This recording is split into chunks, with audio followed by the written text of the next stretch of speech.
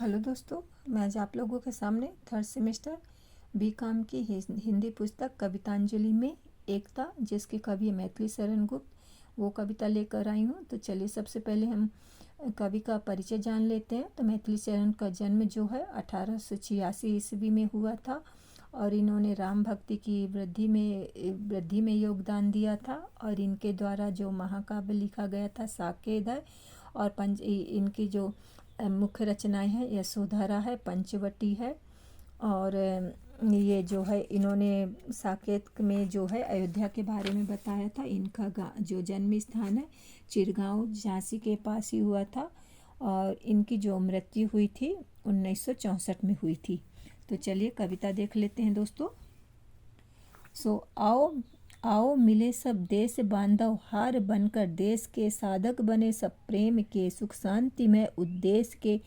क्या सांप्रदायिक भेद से है एक मिट सकता, अहो बनती रही। क्या एक माला विविध सुमनों की, कहो रखो परस्पर मेल मन से।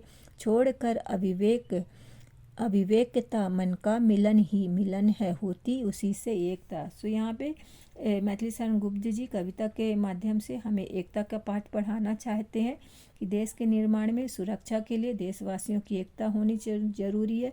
सांप्रदायिक विभिन्नता होने पर भी एकता समाप्त नहीं हो सकती। इसीलिए वे कहते हैं कि हम सभी देशवासी मिलजुल कर देश के गले का हार बने, माला बने। अर्थात जिस तरह से अलग अलग फूलों में एक धागे में पिरोए जाने के बाद एक दूसरे के बहुत पास आ जाते हैं, माला बन जाती है और एक विशेष आकार मिलता है। प्रेम पूर्वक, सुख पूर्वक शांति स्थापित करने के लिए तपस्या का प्रयास करें। कवि का मानना है कि सांप्रदायिक धर्म जाति की जो विकृतता है होकर भी देश प्रेम की एकता के साथ रह सकते हैं। क्या हार में अलग अलग तरह के फूल माला की सुंदर मतलब जो हार होता है, माला होता है, अलग अलग डिफरेंट टाइप के फूल अगर उसमें लगे होते हैं तो माला की सुंदरता को बढ़ा देते हैं। इसलिए हमारा जो देश है अनेकता में एकता लिए हुए महत्वपूर्ण है। आगे चलते हैं दोस्तों। तन मात्र के ही मेल से है मन भला मिलता कहीं, है ब्राहा बातों से कभी अंतःकरण खिलता नहीं है। कार्य ऐसा कौन साधे न जिसको एकता देती नहीं, अद्भुत अलौकिक शक्ति किसको एकता। सो यहाँ पे कवि बता रहे होते हैं कि देश में एकता शांति और सुख की स्थापना करने के लिए कवि कहते हैं कि जिन विचारों में अविवेक हो या विचार दूषित हो उन्हें दूर रखो और आपसी प्रेम भाव मेल मिलाप बनाए रखना चाहिए, क्योंकि मन मिलता है तो छोटे मोटे विरोध भी शांत हो जाते हैं। दिखावे के लिए किए गए व्यवहार से मन कभी भी नहीं मिलता और इस धरती पर ऐसा कोई भी काम नहीं है जिसे करने के लिए हमने ठानी और वह पूरा ना हो सके। इस प्रकार प्रश्न पूछकर अपनी बात को अधिक प्रभावशाली बनाते हैं कि ऐसा कोई काम नहीं है।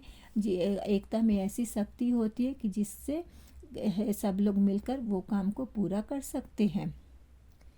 दो एक 10 हुए किसने नहीं देखे सुने, हाँ शून्य के भी योग से है अंक होते 10 गुने। प्रत्येक जन को बंधु अपना जान लो, सुख दुख अपने बांधवों को आप अपना मान लो। सब दुख यूं बटकर घटेगा, शौक पावेंगे सभी, हाँ शौक में भी संतावना के गीत गावेंगे सभी। सो यहाँ पे जो है मैथिली शरण गुप्त जी बता रहे होते हैं कि एकता में अद्भुत शक्ति और अलौकिक शक्ति होती है जो सहृदय व्यक्तियों को विशेष बल देती है। यहाँ कवि उदाहरण देते हुए कहते हैं कि एक और एक मिलकर 11 होते हैं, यह सभी जानते हैं। अर्थात एक और एक के मिलने से ही तो दो ही होता है, लेकिन बुद्धिमान लोग इसे 11 देखते हैं। इतना ही नहीं, शून्य के अंक के सीधे हाथ तरफ अगर लगा दिया जाए तो वह भी संख्या के माँ को 10 गुना अधिक बढ़ा देती है। अर्थात जो शांति की स्थापना करना चाहते हैं वह छूती संख्याओं से और शून्य का महत्व अच्छी तरह से जानते हैं। इसलिए छोटे बड़े बेकार सभी को अपना भाई मान लो और सुख दुख आपस में बांट लो, जिससे दुख कम होगा और सुख बढ़ेगा। दुख में धीरज बांधने के लिए संतावना के गीत घावों पर मरहम का काम करेंगे। इसलिए हमारे साथ जो भी सभी सभी हमारे साथ एक जो रहते हैं वो सब हमारे साथ में रहेंगे। हमारे साथ जितने लोग रहेंगे तो हमारे दुख में भी उतने ही हाथ हमारे साथ आएंगे। अनुदारता दर्शन हमारे दूर सब अविवेक हो, जितने अधिक हो तन भले मन हमारे एक हो। आचार में कुछ भेद हो पर प्रेम हो व्यवहार में, देखे हमें फिर कौन सुख मिलता नहीं संसार में।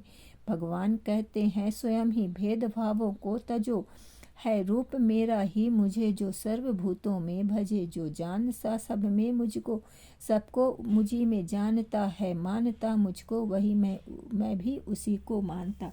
सो यहाँ पे कबीरदास जी कहते हैं, यहाँ पे गुप्त जी कहते हैं कि संकीर्णता दूषित विचार हमारे देश का दर्शन या सोच नहीं है। अपने स्वभाव से हमें दूर कर देना चाहिए। हमें तो यह सोचना चाहिए कि हम संख्या में जितने ज़्यादा होंगे हमारी ताकत उतनी ही अधिक होगी। जैसे एक उंगली से अधिक ताकत हमारी मुट्ठी में होती है। हमारे विचारों में असमानता हो तो कोई बात नहीं है, आपसी प्रेम व्यवहार बना रहना चाहिए। अगर हम इसी तरह मिलकर रहते हैं तो देखना हमें हमारे सारे सुख मिलेंगे। हमारे तो भगवान ने भी प्रेम का ही संदेश दिया है कि मैं हर जगह हूँ और हर व्यक्ति में हूँ। मुझे जो चाहते हो तो सबसे प्रेम करो, और मैं जो मुझे सब जगह देखता है, मुझे सब में देखता और मैं सबको प्रेम करता हूँ, उसी से मैं प्रेम करता हूँ, उसी में मैं हूँ। सो भगवान की सच्ची पूजा सभी से प्रेम से करते हैं। दिखावे के लिए मंदिर तीर्थ जाना व्यर्थ है। अगर अपने मन में अनायास ही लोगों के से प्यार नहीं है तो दिखावा ना करे। इस प्रकार से जो गुप्त जी बताते हैं कि एकता से हर काम संभव हो जाते हैं। तो दोस्तों, आपको एकता कविता कैसी लगी कमेंट्स करके ज़रूर बताइएगा। धन्यवाद।